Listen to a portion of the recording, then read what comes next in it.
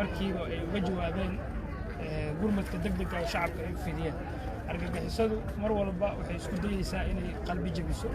shacabka magaaladan degan oo runtii marxalado adag soo maray u soo dhabar adeegay xaalado intaan ka adag waxaan ognahay muddooyinkii ugu dambeeyey inay yaraayeen weeraro noocaan oo kale inay fuliyaan ciidanku mar walba kuwa intaan ka badanna waa badbaadiyaan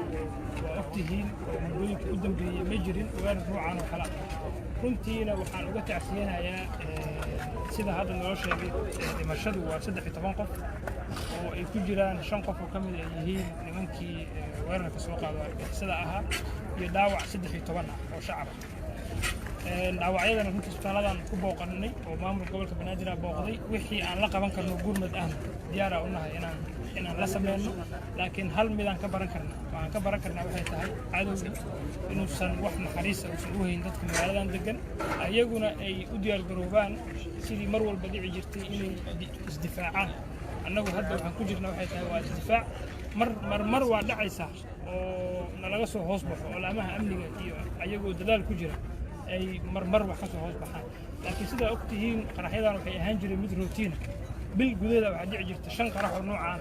5 meel oo la mid ah la weerari jiray marka hadda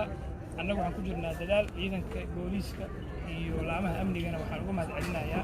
intii uga dhimatay ayaga laftirkooda dagaal ay ku jireen waa uga tacsiyeenaya guud ahaan shacabka magaaladan deganna waa uga tacsiyeenaya gaar ahaan ganacsatadii hoteelkan lahayd oo sida quruxda badan u maalgashatayna waxaan u soo jeedinaynaa inaysan ka niyad jabin niyaddii ay dalkooda u hayeen waa mahadsantahay gudoomiye ku-xigeenka amniga iyo siyaasadda ayuu ahaa maxamed cabdullaahi tuulax kusimaha gudoomiyaha gobolka ahna gudoomiyaha maamulka iyo maaliyadda axmed xasan iimaan ayaa hadla hadlay ilaahay u naxariisto dadkii ku shaqeeyay oo sida gardarrada loo sida warbixinta ku dhegeysateen waxaa meeshaan ku shaqeeyay 12 qofood oo Soomaaliyeed iyo shan ka mid ah kooxdii argagixisada ee weerarka soo qaaday argagixisadu mar walba waxay isku dayaan inay si doqonnimo u gaadaan dadka shacabka ah dadka dhibaatadu gaartay intooda badan ay dad shacab ah oo waxba galabsan oo halkaan ku asriyeynayay laakiin argagixisadu mar walba waxay ka fikiraan ama ay maskaxda ku hayaan dhibaateeyaan shacabka Soomaaliyeed oo dhibaato iyo qaraxyo iyo balaayo kala soo daaleen laakiin taas ma niyad jabinayso shacabkana ku niyad jabi doono waxaad ogtihiin meelo badan inay qarxiyeen meel walba ay qarxiyeen sidii si ka qurux badan loo dhisay tanna waxaan rajaynayaa inay sidii noqon doonto hal eegno iyagtay shacabkuna ay saarki doonaan intaa kadib sidii hay'adaha amnigu sheegeen waxay dadaal dheer u galeen oo ay badbaadiyaan shacabka waxay ka soo badbaadiyeen shacab fara badan oo halkan joogay oo isugu jiray bulshada qaybadeeda kala duwan carruur yaryar dhalinyaro iyo dhammaan qaybaha kala duwan ee bulshada waxaan rabaa inaan u mahad celiyo ciidamada amniga oo mar walba u taagan inay badbaadinta shacabka kana hortagaan kooxdan caadaysatay inay burburiyaan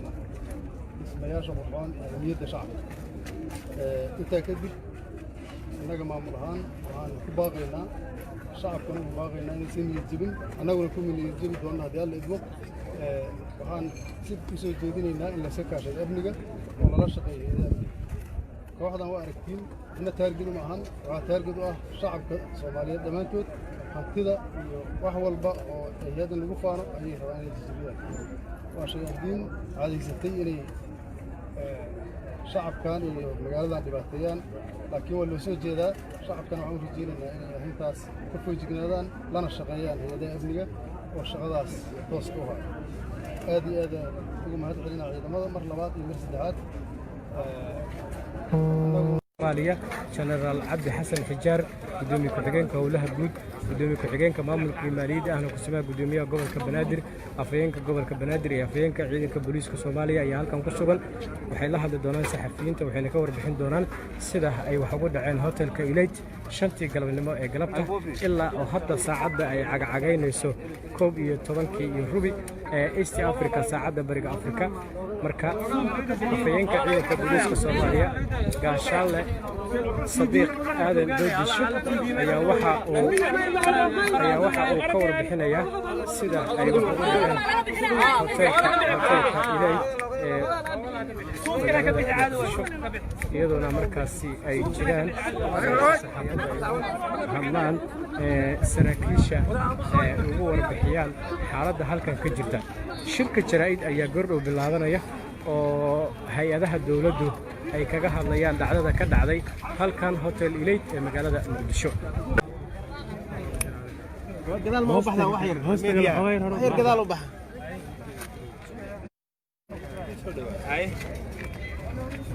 بسم الله الرحمن الرحيم. دقمة عبد العزيز قبل بنادر إنا لله وإنا إليه راجعون. اللهم نحرسته مواطنين صوماليين كنا في ماي قرح أي قرية رجع صلاها وسوء بابولين قلبتي شنتي يسقال دقيقة أما كوي طبنكي يسقال دقيقة أي قرح اسمينا منها الله استعمالي قاري اللي قصوا بيحشوا والحاق قرحة إيو رجع السوق إسلام مركز نقطة إني خسارة جيسي سوق شعبها أو كجري هوتيل كإيليات كيولا دقمة عبد العزيز قرحة مركو دعي argagixisadu gudaha ayay u galeen hoteelka waxa meesha ku dhintay khasaare dhimasho ayuu qaraxu keenay oo gaaraysa 16 qof 12 qof oo shacab ah iyo 5 kamid ah naftahalagayaasha ugu talagalay inay naftooda iyo nafta shacabka Soomaaliyeed ku kumaadaan sidaas oo kale waxa meesha ka dhacay dhaawac gaarsiiyay ilaa 13 qofood oo goobta ka agdhowaad dadkaas dhaawaca iyo dhimashadu waxay isugu jiraan shaqaalihii hoteelka iyo dad shacab ah oo goobta ka agmariyay iyo argagixisadii iyagu soo abaabulay qaraxa inuu meesha khasaarahaas ka gaarsiiyaan saas oo kale waxaa jira burbur hantiyeed oo soo gaaray hoteelka iyo gawaaridii dadka shacabka ah oo jidka ka agdhowaa agaarka mariyay howlgalka oo xoogaa yar dheeraaday wuxuu soo gaaray ilaa 10kii fiidnimo sababta uu nolol dheeraadana waxay ahayd in aan yareyno isla markaana aan ka taxadirno inuusan khasaaruhu intaasi dhaafin oo khasaaro badan meesha uusan keenin hoteelku wuxuu ahaa hotel dad shacab ay isugu yimaadaan oo loo soo shaahtago marka ujeedka argagixisaduna kaliya wuxuu ahaa inay khasaaraha ummadda kordhiyaan waxa hoteelka laga badbaadiyay dadweyne gaaraya ilaa 300 oo qof oo isugu jira dad shacab ahaa iyo shaqaale dawladeed oo hotel ku sugnaa aad u mahadsantiin assalaamu calaykum waraxmatullaahi wabarakaatuh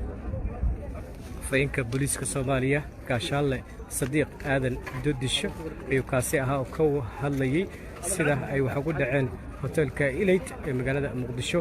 oo 5 saac kadib la soo gabagabeeyay weerarkii ururka al-shabaab caawa ay ku soo qaadeen halkan hoteelka Elite